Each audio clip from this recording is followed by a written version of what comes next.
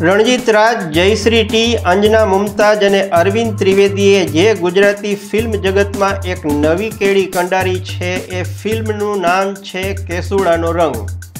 એશો આરામ અને વહુ દીકરીઓની ઇજ્જત આબરૂ સાથે ખેલ ખેલતા રાજવી જુજાર સંઘ સામે રણમલ અને તેજલની સુરવીર બેરડી ધીંગાણે ચડે છે. આ ધીંગાણામાં કંઈ કેટલાના માથા વઢાય છે. જુજાર સંઘની નકારાત્મક ભૂમિકા અરવિંદ ત્રિવેદીએ કરી છે. અરવિંદ જોશી અને ચંદ્રકાંત પંડ્યાએ પણ ફિલ્મમાં પ્રાણ પૂર્યા છે. દિનેશ હિંગુ હાસ્ય કલાકારની ભૂમિકામાં છે. મૂળરાજ રાજડા ગામના મુખી તરીકેની ભૂમિકામાં ખૂબ શોભે છે. ફિલ્મમાં પાત્રોની પસંદગી બહુ સમજીને કરવામાં આવી છે. પાત્રોને અનુરૂપ વેશભૂષા એ આ ફિલ્મનું એક વધારાનું જમાપાસું છે. મહેંદી રંગ લાગ્યો એ નરેશ કનોડિયા, રોમા માણેક અને શાલિની અભિનીત પ્રણય ત્રિકોણની ગાથા છે. ધનાઢ્ય પિતાના પરાણે લગ્નના પ્રસ્તાવથી વ્યથિત થઈને જુવાન દીકરો શ્યામ પાણીમાં પડતું મેલે છે, પણ મરવાને બદલે કોઈ ગામની નદીના કાંઠે જઈ ચડે છે. ગંગા શ્યામને પોતાના ઘરે લાવીને તેની સારવાર કરીને સાજો કરે છે. ગંગાના મનમાં શ્યામ પ્રત્યે એક તરફી પ્રેમ પાંગરે છે. એટ ધ સેમ ટાઈમ શ્યામ ઠાકુરની દીકરી રાધાના પ્રેમમાં પડે છે. ગંગાનો પ્રેમ પરવાન પામે છે કે જમુનાની પ્રીત પારખામાં પૂરી ઉતરે છે એ જાણવું હોય તો ફિલ્મ જોવી રહી. અરવિંદ રાઠોડે એની મોનોટોનસ ભૂમિકા કરતાં જરા જુદી રીતે અભિનય આપ્યો છે. ફિલ્મમાં રમેશ મહેતા હોય એટલે હાસ્યના ઠહકા તો ચાલતા જ રહે. શેણી વિજાણંદ પૌરાણિક કથા પર આધારિત એક પ્રેમ કથા છે. મોટા ભાગે વિલન તરીકે નજરે ચડતા અરવિંદ રાઠોડે આ ફિલ્મમાં સ્નેહલતા સાથે ઉત્કૃષ્ટ ચરિત્ર અભિનેતાની ભૂમિકા ભજવી છે. ભાઈબંધીના કેફમાં વેદોચારણ વિજાણંદના પિતા મેઘાનંદને એની દીકરી શેણીના સગપણનું વચન આપે છે, પણ સમય જતાં તે વચન પૂરું કરવામાં આનાકાની કરે છે. આમાંથી સર્જાઈ છે જોવી ગમે એવી પ્રેમ કહાની. ફિલ્મના ગીત સંગીત અને સ્ટોરી લાઇન સુંદર છે. રોમા માણેકે એના પાત્રને સારો ન્યાય આપ્યો છે. મૂળભૂત રીતે ગાયક એવા મણિરાજ બારોટ અભિનેતા બન્યા છે. જો કે આખા ચલચિત્રમાં એનું કામ નામ માત્રનું છે. જંતર વગાડવા અને 101 નવચંદી ભેંસો ભેગી કરવા સિવાય એને બીજું કશું કરવાનું રહેતું નથી. પૌરાણિક કથા પર આધારિત રાજા ગોપીચંદ ફિલ્મ ગુજરાતી ફિલ્મ જગતની એક સફળ અને બહુ ચર્ચિત ફિલ્મ છે. રાજકુંવર ગોપીચંદના જન્મ થતાની સાથે જ રાજાનું મૃત્યુ થાય છે. રાજમાતા ગોપીચંદને ઉછેરીને મોટો કરે છે અને ભવિષ્યના ગાદી વારસના ઓરતા સેવે છે. પણ ગોપીચંદ તો યોગી થવા સર્જાયો છે. ગુરુદેવ રાજમાતાને આ વાતનો અણસાર આપે છે.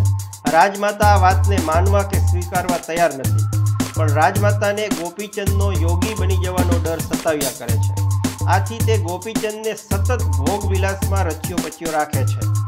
એના લગ્ન કરાવે છે, પણ અંતે તો જે થવાનું હોય તે જ થાય છે. બેનમૂન સંવાદો, ઉત્કૃષ્ટ ગીતો અને સંગીત વઢ્યા આ ફિલ્મમાં અરવિંદ ત્રિવેદી, સરલા યેવલેકર અને મનહર દેસાઈ મુખ્ય ભૂમિકામાં છે.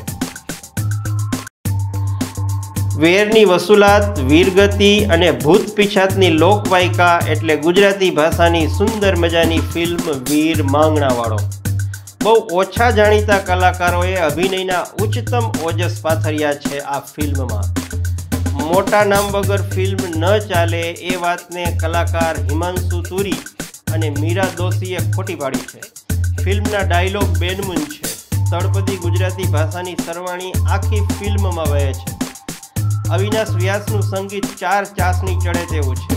ઘટના દર ઘટનાની ગૂંથણીમાં ખૂબ જ મહેનત કરાઈ હોય તેવું લાગે છે.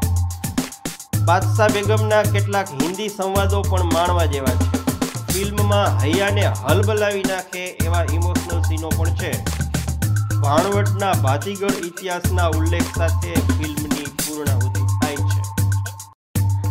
અચકો મચકો કારેલી, પાટણથી પટોળા, તમારા રુદિયાને વારો જેવા પ્રખ્યાત ગીતો આપનારું સોન કંસારી ફિલ્મ ઢોલિવૂડનું જાજરમાન નજરાણું છે. રાજની ચાકરી કરતો રખાપત સોન સાથેની પોતાની પ્રેમ કહાનીને આગળ વધારે છે. હલકા કુળમાં ગણાતી કંસારી જાતિના પરિવારમાં ઉછરેલી સોન માટે જાતભાતના ભેદભાવ ગળાની ફાંસ બનીને પ્રેમ કહાનીને અંજામ સુધી પહોંચવામાં રૂકાવટ બનીને ઊભા રહી જાય છે. લગભગ સસ્પેન્સ કહી શકાય એવી આ ફિલ્મમાં ઉપેન્દ્ર ત્રિવેદી અને અરવિંદ રાઠોડનો અભિનય દાદ માગી લે તેવો છે. સ્નેહલતા અને રમેશ મહેતાએ સોનામાં સુગંધ ભેળવી છે. કથા અને પટકથા દમદાર છે. ગ્રામ્ય જીવન અને રજવાડાના દ્રશ્યો ફિલ્માવવામાં દિગ્દર્શકે બહુ ચીવટ રાખી હોય એવું લાગે છે. કુંવરબાઈનું મામેરું એ નરસિંહ મહેતાના જીવન ઉપર આધારિત ધાર્મિક કમ સામાજિક ફિલ્મ છે.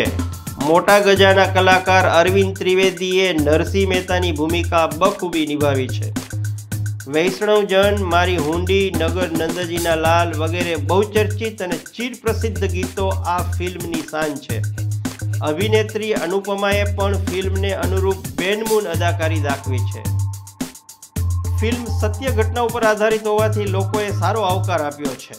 જુદા જુદા માધ્યમો દ્વારા જોવાતી આ ફિલ્મ આજે પણ દર્શકગણ અને દાદ બંને મેળવી રહી છે. ક્યારેક છબીઘરોમાં પણ દેખા દે છે અને દર્શકગણને આકર્ષે છે પણ ખરી.